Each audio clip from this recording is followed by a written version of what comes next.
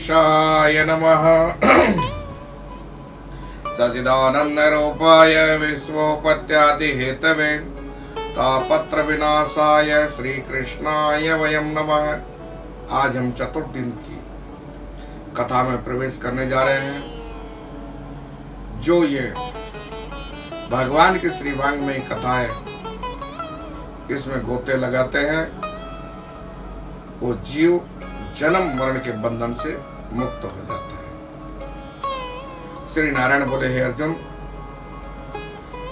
भगवान श्री कृष्ण ठीक यह प्रश्न किया जो आप मुझसे कहिए।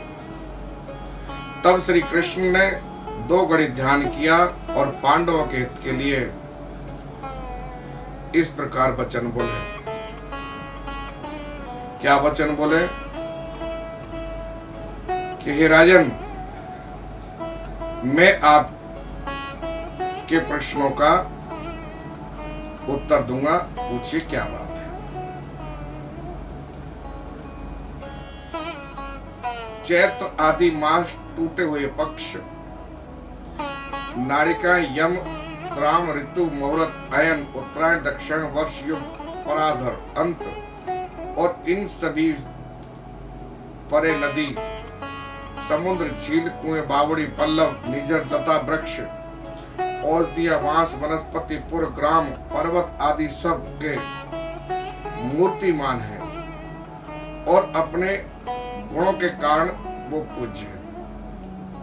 महाराज, जितने भी देवता हैं, वृक्ष हैं, लता है, पता है, झील है, कुएं हैं, बावड़ी है और नदियां हैं, सब मूर्तिमान पूज्य हैं, उनको सब पूजते हैं।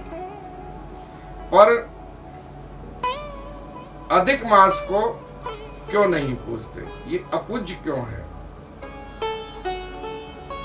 सभी लोगों ने उसको अनाथ समझ रखा है, हीन समझ रखा है, निंदनीय समझ रखा है और अपूज्य समझ रखा है और मलमास समझ रखा है।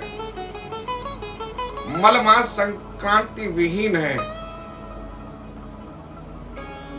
और उसको किन किन नामों से पुकारा जाता है। मलमास में कोई शुभ कर्म नहीं होते, इसको त्याग कर सब इसकी निंदा करते हैं, इसका अपमान करते हैं। ये वचन सुनकर अधिक मास बड़ा दुखी हुआ, अत्यंत चिंतातुर हो गया और महाराज मरण आसन पर गिर गया। अंत में सबने समझा कर कहा कि आप बैकुंठ में जाइए और बैकुंठ में जाकर और भगवान से संपर्क कीजिए। महाराज अधिक मास बैकुंठ में गया, दोनों नेत्रों में आंसू बहाते हुए कहा, प्रभु, हे दयानिधे, हे परमात्मा, हे केशव, हे लक्ष्मीपति, मैं मलमास हूं, मैं आपसे बार बार प्रणाम और वंदना करता हूं आपकी, मैं आपकी शरण में आया हूं।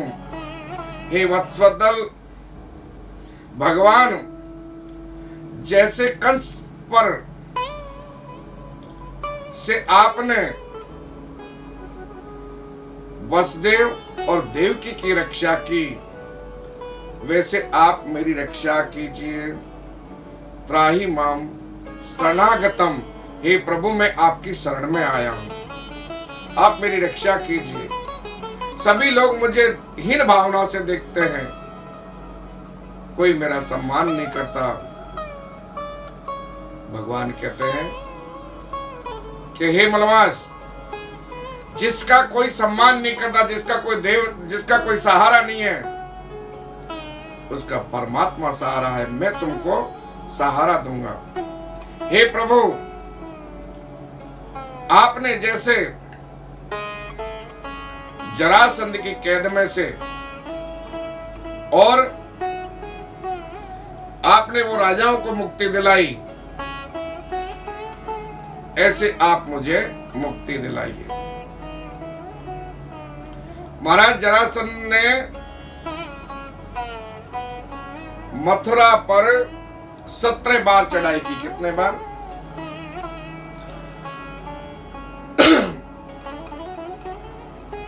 लेकिन जरासंध असफल रहा।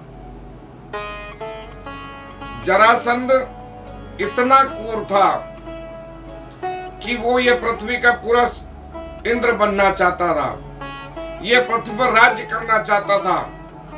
देखिए महाराज, राजा कैसा होना चाहिए कि राजा अपनी प्रजा को पुत्र के समान समझे और अपनी भूमि को माता के समान समझे, वही पृथ्वी पर राज्य कर सकता है। पर ये जरासंध इतना क्रूर था कि भक्तों पर, संतों पर और राजाओं को इतना त्रास देता था कि उन्होंने 86 राजधानियों के राजा को पकड़कर और अपनी कैद में कर लिया। कैद में तो कर लिया, पर महाराज इसने मन में सोचा था कि मैं 100 राजाओं को और बंदी बना लूंगा तो मैं चक्रवर्ती सम्राट हो जाऊंगा। देखिए महाराज, कहानी आती है, कभी किसी को अभिमान करना नहीं चाहिए। ऐसे ही राजा बलि हुए।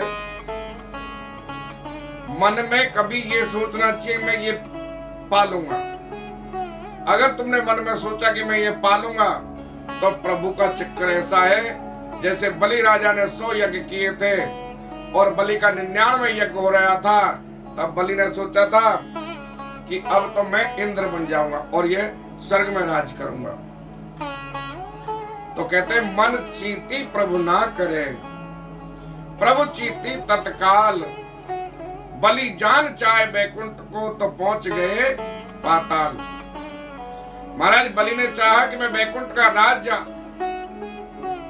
अधिराजा बनूंगा, इंद्र बनूंगा, पर बलि को क्या हुआ मालूम है? भगवान श्री बावन आए और बावन भगवान ने और बलि के वहां जाकर, हे राजा बलि भिक्षान देही, भिक्षान देही, भिक्षान देही, ऐसा पुकार किया। राजा बलि वहां से आए और राजा बलि ने दान देने लगे। उनके गुरु थे कौन? शुक्राचार्य जी महाराज। जब शुक्राचार्य ने कहा, अरे राजा बलि तुम यज्ञ कर रहे हो, आपको यज्ञ करते यज्ञ में से कभी खड़ा होना नहीं चाहिए। तब राजा बलि कहने लगा, महाराज मेरे द्वार पर एक सुंदर ब्राह्मण आया है, उनकी क्रांति देखो जैसे 100 सूर्य चमक रहे हो, उनका मुखारबिंद देखो जैसे गोलोक हो, उनके नेत्र देखो जैसे कमल की पंखुड़ियां हो, और उनका मुखारबिंद देखो साक्षात प्रभु पधारे हो। महाराज राजा बलि और बावन भगवान को देखकर अति प्रसन्न हुए। बावन भगवान से कहने लगे, हे ब्राह्मण देवता आपको क्या चाहिए, मांगिए। भगवान बावन कहने लगे, हे राजन हम कोई भिक्षा के लोभी नहीं है, हमको कुछ नहीं चाहिए, हम संतोषी ब्राह्मण हैं, मिल जाए उसी में आनंद है। तो क्या चाहिए ब्राह्मण देवता? बोले आप दे सकते हो। बोले अवश्य, क्यों नहीं दे सकते, जो हमारे समर्थ होगा हम दे देंगे। राजा बलि ने कहा कि जो आपको चाहिए वो मांग लीजिए। बोले महाराज मैं एक वस्तु मांगना चाहता हूँ, हम भजन पूजन करते हैं, कहीं भी जाके बैठ जाते हैं तो बहुत से कहते हैं अरे भैया खड़ा हो जाओ, ब्राह्मण देवता यहाँ क्यों बैठो, ये मेरी भूमि है। दूसरी जगह जाके बैठते ये मेरी भूमि है, आप खड़े होइए और जाइए यहाँ से। तो महाराज मेरी आपसे एक विनती है, आप मेरे लिए थोड़ी भूमि दान कर दें तो बहुत बढ़िया। बोले ब्राह्मण देवता आप जहां जहां घूमोगे वहां से भूमि ले लीजिए, मैं आपको देने को तेवर ज्यादा का क्या करेंगे, अतः संग्रह करना भी दुखदाई है राजन, हमको ज्यादा नहीं चाहिए। तो कितना चाहिए? बोले मात्र 3 पग भूमि चाहिए हमको। बोले वृंदावन बिहारी लाल की जय। बोले 3 पग भूमि तो ले लीजिए। बोले ऐसे नहीं, दान देते हैं तो दान की महिमा होती है, दान को संकल्प करके दिया जाता है, बिगड़ संकल्प किए दान दिया व्यर्थ में जाता है। इतने में उनके गुरु थे, कौन? शुक्राचार्य। शुक्राचार्य ने सोचा देखो तो सही, ये बामन है कि 53 है भैया। शुक्राचार्य ने अपनी दिव्य दृष्टि से देखा और कहने लगा, रे बलि, ये ना तो 52 है ना ही 53 है, ये तो साक्षात श्री हरि विष्णु लक्ष्मीपति हैं। आप कहां इनके चक्कर में आ रहे हो? बलि कहने लगा, गुरुदेव, अगर ये भगवान साक्षात विष्णु हैं और मेरे द्वारे पर ये दान लेने आए हैं तो ऐसा सौभाग्य कहाँ है? यज्ञ तो मैं बाद में कर लूंगा, पर मैं पहले इनके दर्शन तो कर लूं। गुरु के लाख समझाने पर और राजा बलि नहीं माना। बोले पानी लाओ और संकल्प करो। महाराज संकल्प किया और संकल्प करने के बाद में देखिए गुरु शिष्य की हर बार रक्षा करते हैं। शुक्राचार्य जी महाराज सोचने लगे, अगर इन्होंने दान कर दिया तो ये विष्णु ये छलने आया है, छलिया है, लेके जाएगा कुछ और इसको छल के जाएगा। महाराज नल की टोटी में घुस के गंगा सागर की में, तब भगवान श्री कृष्ण बावन कहने लगे, अरे राजा बलि, इस टोटी में कुछ घुसा हुआ है। महाराज एक कुश ली और कुश को उस टोटी में डाला तो शुक्राचार्य जी की एक आंख फूट गई। शुक्राचार्य जी कहने लगे, प्रभु मैंने आपका क्या किया, आपने मेरी एक आंख फोड़ दी। बोले मैं तुमको आशीर्वाद देता हूं, तुम एक ही आंख से 2 आंखों से ज्यादा देखोगे। बोले बाल कृष्ण भगवान की जय। महाराज दान दिया और दान देने के बाद में बोले माप लो जमीन। बलि राजा कहने लगा, प्रभु माप लीजिए, ये ब्राह्मण देवता जो आपको अच्छा लगे जहां से आप माप लीजिए। प्रथम पैर में हमारा ब्रह्मांड को मापा, दूसरे में पाताल। वही राजा बलि, ये तीसरा पैर में कहां रखूं? बलि राजा कहने लगा, महाराज मेरे पास में कुछ और है तो नहीं, पर ये मेरा देह है, मेरा शरीर है, ये 5 तत्वों से बना है, अग्नि, जल, वायु और आकाश। इसमें भूमि का भी अंश है। तीसरा पैर आप मेरे मस्तक पर रख दीजिए। बोलो बावन भगवान की जय। महाराज जैसे ही पावन रखा, बलि पाताल को चले गए और पाताल में जाकर बलि निवास करने लगे। महाराज कहते हैं कि जरासंध राजा ने सोचा था कि मैं 100 राजाओं को कैद में कर लूंगा तो मैं इस पृथ्वी का चक्रवर्ती सम्राट बन जाऊंगा। तो महाराज सभी राजाओं को बंदी बनाया, 86 राजाओं को। भगवान श्री कृष्ण भागवत की कथा है, उन्होंने सोचा कि अब जरासंध का पाप बढ़ चुका है। तब भगवान श्री कृष्ण और उनके वहां गए और वहां जाकर उनको उकसाया। देखिए जरासंध की उत्पत्ति कैसे हुई, ये ध्यान से सुनो। जरासंध की उत्पत्ति भी सुनिए। जरासंध मगध देश में वृद्ध नामक के राजा थे। मगध देश ये कहां पर आया? आज बिहार को मगध देश कहते हैं। वृद्ध रथ राजा के 2 पत्नियां थी। लेकिन उन्हें कोई संतान नहीं थी।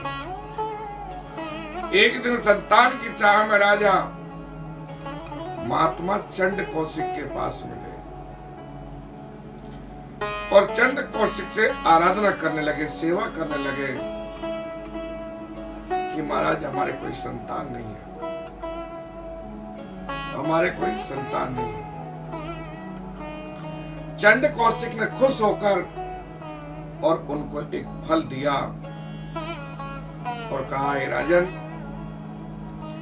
आप ऐसा करना, ये फल को काटकर आप अपनी दोनों पत्नियों को खिला देना, आपके पुत्र की प्राप्ति होगी। बोलो बाल कृष्ण भगवान की जय। महाराज दोनों पत्नियां गर्भवती हो गई और शिशु को जन्म दिया। जन्म भी कैसा, आधा धड़ एक पत्नी के और आधा धड़ एक पत्नी के। राजा ने सोचा ये कैसे जीव पैदा हुए, कैसे पुत्र पैदा हुए, आधा आधा धड़। तो राजा महाराज उनको बाहर फेंक के आ गए। जब बाहर फेंक के आ गया तो उधर से एक जरा नाम की राक्षसनी थी, वो प्रस्थान कर रही थी। उन्होंने दोनों टुकड़ों को देखा, इतना सुंदर, इतना तेज, इतने हष्ट पुष्ट, देखकर अचंभे में गिर गई वो जरा नाम की राक्षस। इतने वैभवशाली, इतने सुंदर, दोनों को महाराज इकट्ठा किया और इकट्ठा करने पर ऐसा चमत्कार हुआ कि वे दोनों टुकड़े जुड़ गए। बोलो बाल कृष्ण भगवान की जय। जैसे ही टुकड़े जुड़े और वो टुकड़े में से एक पूरा शरीर बन गया, शिशु बन गया और वो जोर जोर से रोने लगा। बालक की आवाज सुनकर रानियां बाहर निकली। उन्होंने उस बालक को गोद में लिया और उस जरा नाम की राक्षसनी से अपना परिचय पूछा, आप कौन हो? राक्षसनी ने कहा कि महाराज मैं जरा नाम की राक्षसनी हूं। तब वो राक्षसनी ने दोनों टुकड़ों को जोड़ा तो उनका नाम पड़ गया जरासंध। जरा प्लस उनको साथ में जोड़ने से, संधि करने से, एक होने से उनका जरासंध नाम रख दिया। बोलो बाल कृष्ण भगवान की जय। इसलिए अब वो राक्षसनी के स्पर्श होने से और उसके लालन पालन से उसमें राक्षसी वृत्ति हो गई। राक्षसी वृत्ति हुई। देखिए महाराज, बच्चा कैसा भी हो पर उसको जैसे संस्कार हम डालेंगे वैसे संस्कार बच्चे में पड़ते रहेंगे। संस्कार, अच्छे संस्कार में बच्चों को रखेंगे तो अच्छे संस्कार आएंगे और बुरे संस्कार में रखेंगे तो बच्चों को बुरे संस्कार आएंगे। माता पिता बच्चों को कार तो दे देते हैं पर संस्कार नहीं देते। तो मेरा कहना यह है कथा के माध्यम से कि अपने बच्चों को अच्छे संस्कार दीजिए। एक बुढ़िया माँ थी, उनके दो बच्चे थे और बहू थी। बहू के भी दो छोटे छोटे बच्चे। अब उनके पति देव तो व्यापार करने चले जाते और उनकी पत्नी सासू ससुर की सेवा करती, पर उनके पास में इतना ही धन था कि उनका गुजरान चल सके। तब शाम को उनके सासू ससुर सोते, तब बच्चों को दूध के गिलास लेकर और सासू ससुर के वहां भेजती कि जाओ बच्चों, दादा दादी को दूध पिला कर आओ। पड़ोसन आई और पड़ोसन ने देखा कि आप क्या कर रही हो। बोले क्या करें, ये बुढ़े बुढ़ियों को तुम दूध पिला रही हो, तुम्हारे बच्चे शिशु हैं, छोटे हैं, इनको दूध पिलाओगी तो कुछ काम आएगा। ये वृद्ध हो गए, इनके दूध पिलाने से क्या फायदा। बोले बहन, ये मेरे सासू ससुर है, ये मेरे माता पिता हैं, ऐसे वचन मत बोलो। अगर मैं मेरे बच्चों में ये संस्कार दूंगी तो मेरे बच्चे पर आगे जाके मेरी सेवा करेंगे। महाराज पड़ोसन दंग रह गए। छोटे बच्चों को हम अच्छे संस्कार देंगे, माता पिता की सेवा करने की बोलेंगे, चाचा भाई की सेवा करने की बोलेंगे। देखिए, दुश्मनी का और खराब संस्कारों का बीज हम बचपन में ही बोते हैं। बचपन में हम बच्चों को बोलते बेटा चाचा के घर मत जाना, चाचा ने हमारी जमीन पचा रखी है। बेटा ताऊ के घर मत जाना, उनने ऐसा कर रखा है। बेटा बाबा के वहां मत जाना, बाबा हमको कुछ देता नहीं है। तो आजकल हम हमारे बच्चों को हम ही बिगाड़ते हैं और हम ही सुधारते हैं। बच्चों को शिक्षा देना हमारा परम कर्तव्य है। अच्छे संस्कार देंगे तो बच्चे को अच्छे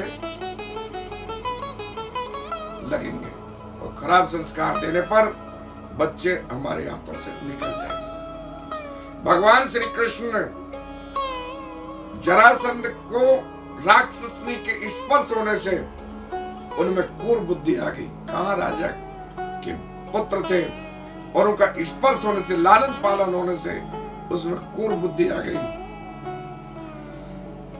महाराज भगवान श्री हरि विष्णु ने, श्री कृष्ण ने भीम और अर्जुन को साथ में लेकर ब्राह्मण का भेष बनाकर और जरासंध के मगध देश में पहुंच गए और जरासंध से कहा कि हम आपके घर पधारे हैं, ब्राह्मण हैं। जैसे ही जरासंध ने देखा तो भीम की का बलवान शरीर, अर्जुन को देखा गदाधारी, कृष्ण को देखा तो मन मोहित हो गया। बोले आप कोई ब्राह्मण साधारण नहीं हो सकते, निश्चित ही आप कोई राजा या कोई तपस्वी हैं। भगवान श्री कृष्ण कहने लगे हम आपसे युद्ध करना चाहते हैं। बोले आप मेरे से युद्ध करोगे? किसमें सामर्थ है जो मेरे से युद्ध कर सकता है? महाराज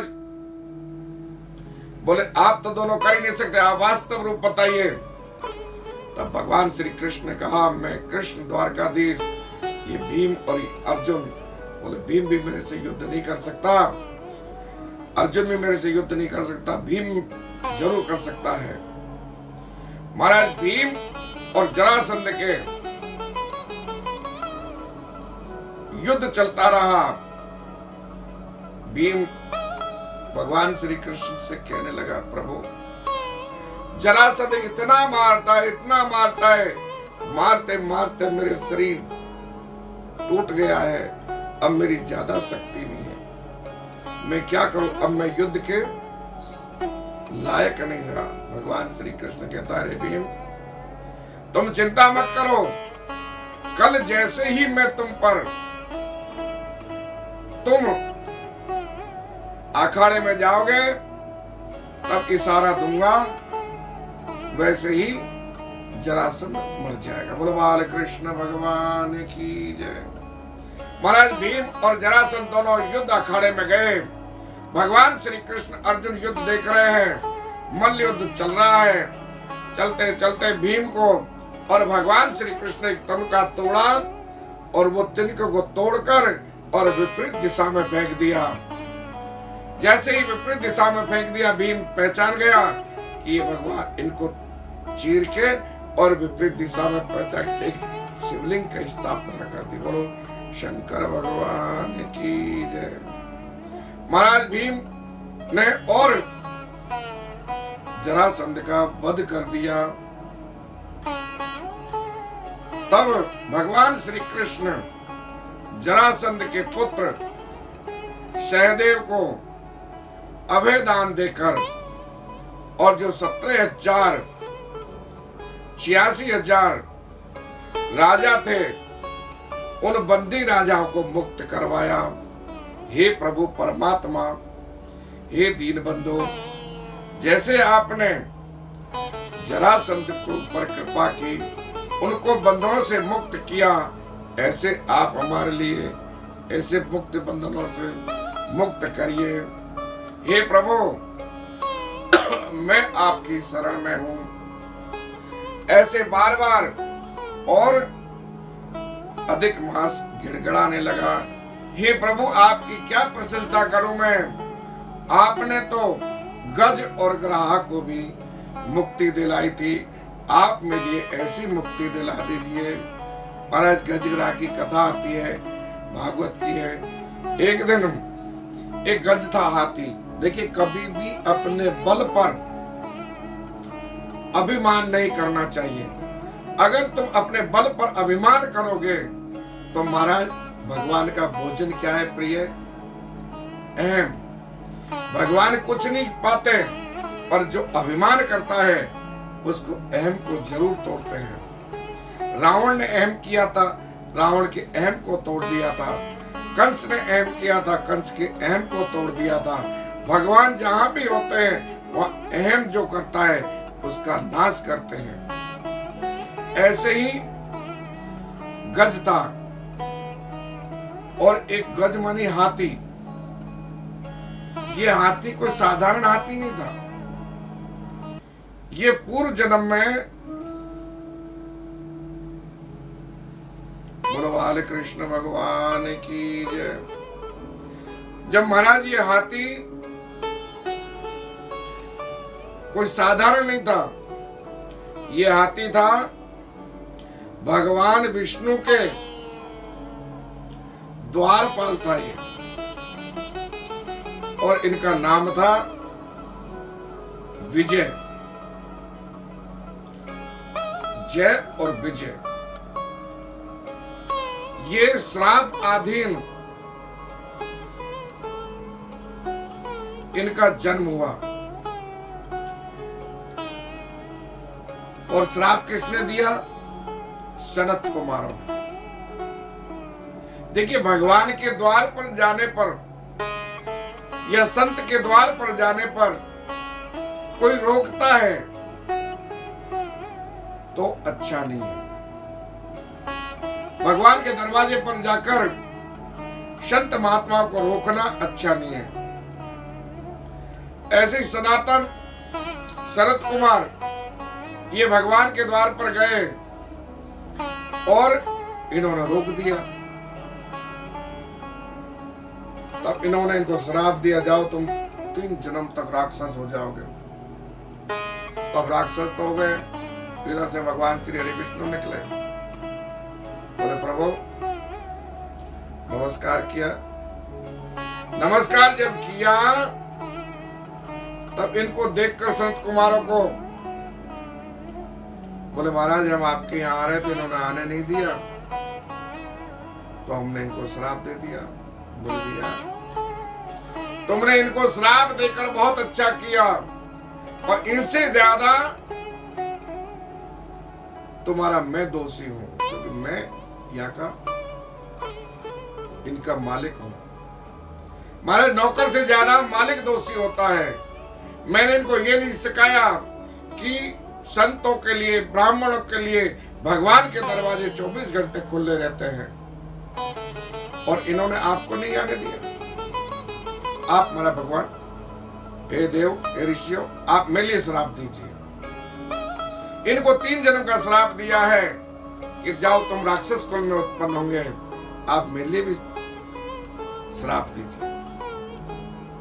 प्रभु के सामने ऋषि संत कुमार हाथ जोड़कर वंदना करने लगे, प्रभु हमारे से बहुत बड़ी भूल हो गई। जय विजय कहने लगे, महाराज अब हम क्या करें? बोले जाओ ऋषियों के श्राप का आज्ञा का पालन करो। तब महाराज इनका जन्म हुआ। तो पहले जन्म में ये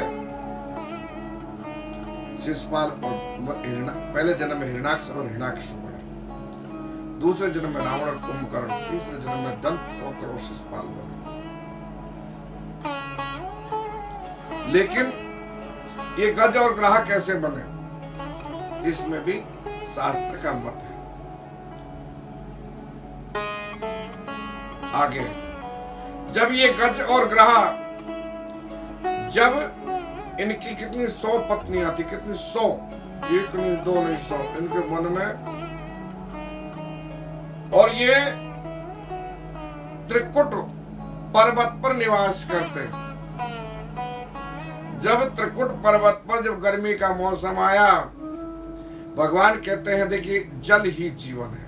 यहाँ एक बात आती है, ये गज और हाथी था, भले हाथी था, परंतु इसमें यह जल ही जीवन है। ये